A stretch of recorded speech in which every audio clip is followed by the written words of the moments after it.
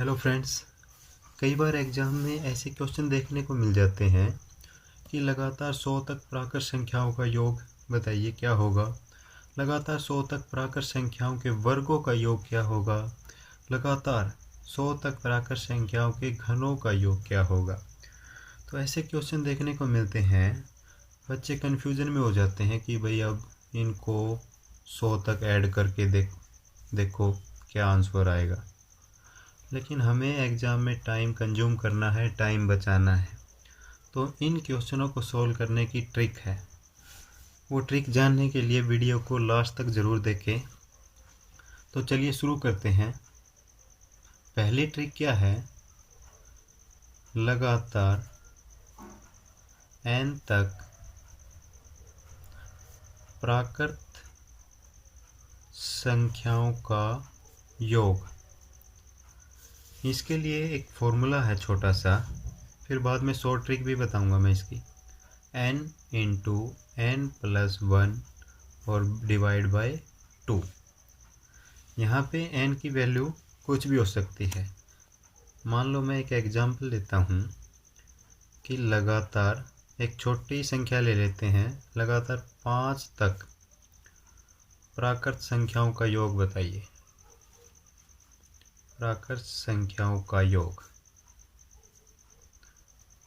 तो फॉर्मूला देखिए क्या बोलता है, n into n plus 1 divide by 2।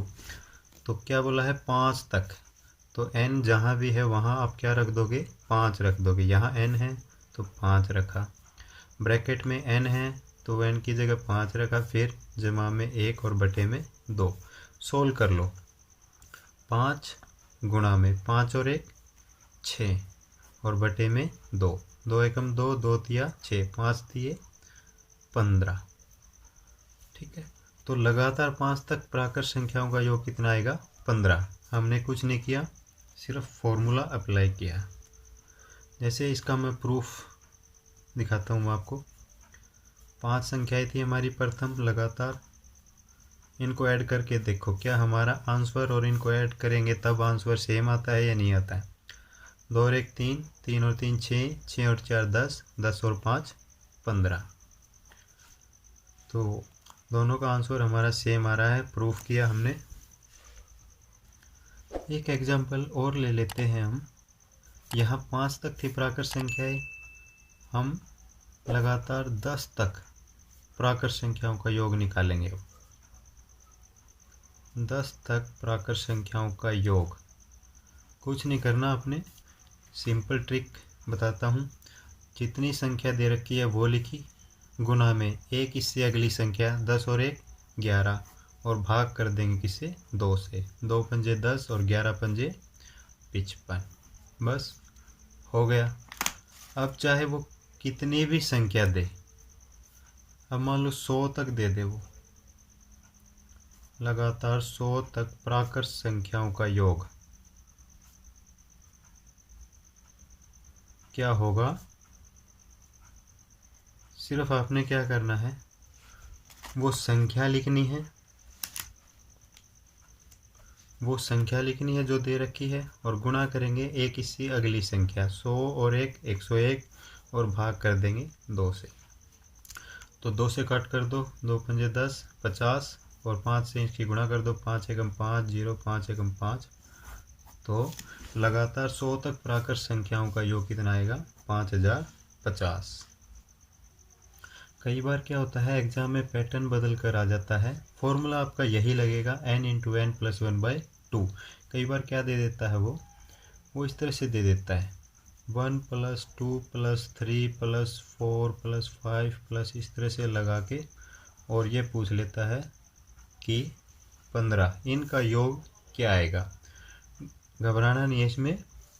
कितनी है लास्ट संख्या, देखो कितनी संख्या है, 1 से लेकर 15 तक, यानी कि लगातार 15 तक प्राकृत संख्याओं का योग क्या होगा। मैंने बताया कि जो लास्ट संख्या है 15, एक उससे अगली संख्या 16, और भाग कर दो किससे, 2 से। 2 एकम 2, 2 अट्ठे 16, 15 अट्ठा 120। बस लगातार 1 से 15 तक संख्याओं का योग कितना होगा, 120। 20। अब हम करते हैं हमारी दूसरी ट्रिक। दूसरी ट्रिक क्या है, लगातार n तक प्राकृत संख्याओं के वर्गों का योग। प्राकृत संख्या के वर्गों का योग, इसका फॉर्मूला क्या है, n into n plus 1, 2n+1 और भाग करेंगे इसमें 6 से। तो एक फॉर्मूला लेते हैं, एग्जाम्पल ले लेते हैं। 1 का स्क्वायर प्लस 2 का स्क्वायर प्लस 3 का स्क्वायर प्लस 4 का स्क्वायर प्लस 5 का स्क्वायर किसके बराबर होगा, क्या आंसर आएगा। तो फॉर्मूला लगा दो, कितनी संख्याएं होगी, 5 संख्याएं होगी। तो n की वैल्यू क्या होगी, 5। तो रख दो फॉर्मूले में n into n plus 1, 2n+1 by 6। फॉर्मूले में रखो 5 into 5 plus 1 into 5 into 2 plus 1, तो और भाग कर दो 6 से। 5 5 और 1 6 गुणा में 5 दूनी 10 और 1 11 और बटे में 6। 6 से 6 कट जाएगा, कितना आएगा, 11 पंजे 55। तो हमने फॉर्मूले से किया तो 55 आया। अब इसको डायरेक्ट सोल्व करके देखते हैं। 1 का वर्ग प्रूफ करते हैं, इसका 55 आता है या नहीं आता है। 1 का वर्ग 1, 2 का वर्ग 4, 3 का वर्ग 9, 4 का वर्ग 16, 5 का वर्ग 25, 9 और 1 10, 16 और 4 20 और जमा में 25, 20 और 10 30 और 20 50 और 5 55। ठीक है, तो हमारा दोनों तरफ से आंसर क्या है, सेम। एक एग्जांपल और ले लेते हैं। अभी तो हमने 5 संख्याओं का किया है, अब बड़ी संख्याओं का ले लेते हैं। मान लो 1 का स्क्वायर, 2 का स्क्वायर, 3 का स्क्वायर और ऐसे ऐसे ऐसे ऐसे चलते जाएंगे। तो 10 का ले लेते हैं, ज़्यादा बड़ा नहीं लेते हैं। तो 10 का स्क्वायर, इनका आंसर देखो क्या आएगा। n की वैल्यू क्या होगी, 10। n into n plus 1, 2n+1 by 6। n की वैल्यू है 10 और 10 और 1 11, 10 दूनी 20 और 1 21 और बटे में 6। काट दो, 3 दूनी 6 और 3 सत्ते 21, 2 एकम 2, 2 पंजे 10, गुणा कर दो, 11 पंजे 55 और गुणा में 7, 7 पंजे 35 का 5, 7 पंजे 35 और 3 38। तो लगातार 10 तक प्राकृत संख्याओं के वर्गों का योग क्या आएगा, 385। अभी तक हमने 2 ट्रिक कर ली हैं। तीसरी ट्रिक है, तीसरी और आखिरी इस वीडियो की। तीसरी ट्रिक क्या है, लगातार n तक प्राकृत संख्याओं के घनों का योग क्या होगा।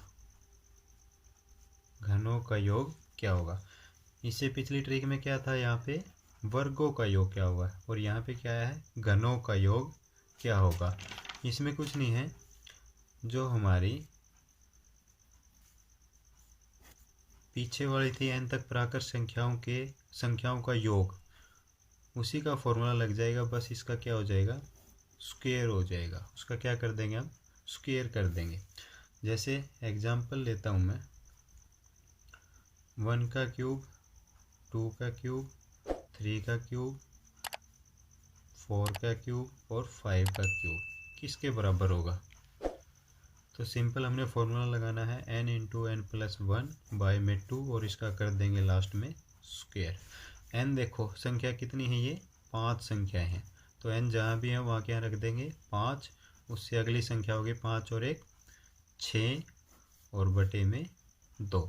ठीक है, n जहाँ भी था संख्याएं काउंट करो, कितनी संख्याएं हैं, 5 हैं। तो n की जगह क्या रख दोगे, 5 रख दोगे। 5 और 5 जमा में 1 6 और बटे में 2 और इसका पूरे का क्या कर दोगे, स्क्वायर। तो काट दो, 2 एकम 2, 2 तिया 6, 5 तिये 15 और 15 का क्या कर दोगे, स्क्वायर। 15 15 कितना होता है 225। तो इनका घनों का योग कितना आएगा 225। आप इसको अलग से सोल्व करके भी देख सकते हो। सबका घन निकालो, 1 का घन 1, 2 का घन 8, 3 का क्यूब 27, 4 का क्यूब 64, 5 का 125। इन सब को जोड़ोगे तो 225 ही आएगा। अगर फ्रेंड्स आपने वीडियो को ध्यान से देखा है तो एक क्वेश्चन का आंसर आप कमेंट कीजिएगा। होमवर्क है ये आपके लिए, प्रैक्टिस करनी है। तो क्वेश्चन क्या है, 1 का वर्ग, 2 का वर्ग, 3 का वर्ग, इसी तरह हम चले जाते हैं 50 के वर्ग तक। तो इनका सम बताइए। लगातार 50 तक प्राकृत संख्याओं के वर्गों का योग क्या होगा। प्लीज़ फ्रेंड्स कमेंट में आंसर ज़रूर बताएं।